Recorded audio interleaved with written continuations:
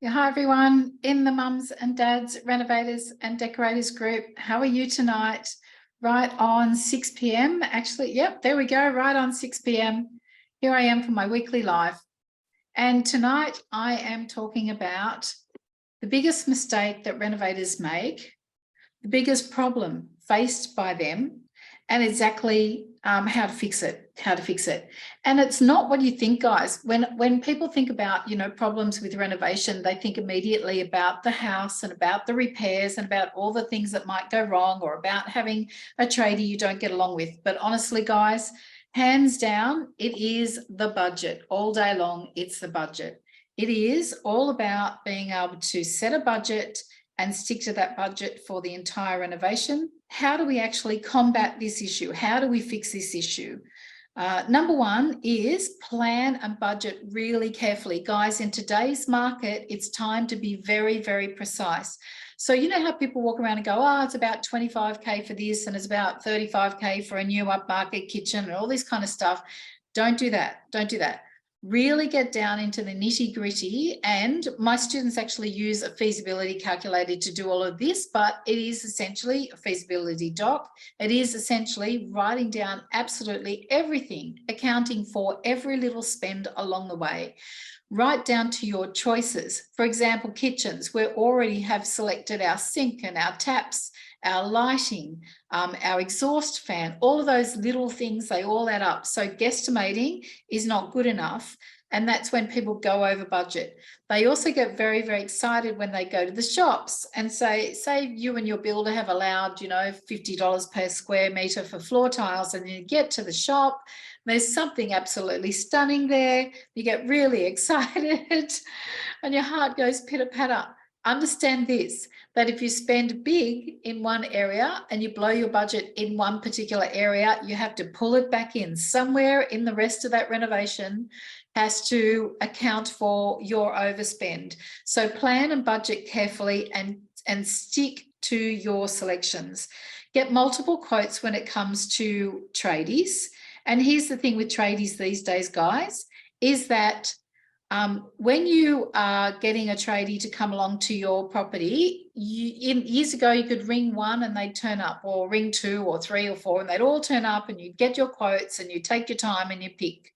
So it's a lot trickier these days just because they're all very, very busy. So expect to make more phone calls than you used to, and expect some not to turn up, but that's okay, because I know that you're all capable of working just a little bit harder at that.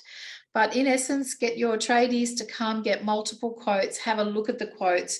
Doesn't necessarily mean you have to choose the cheapest, but choose a tradie who really resonates with you, who you think is going to be great to work with, who's got a good quality of work and some good history behind him or her.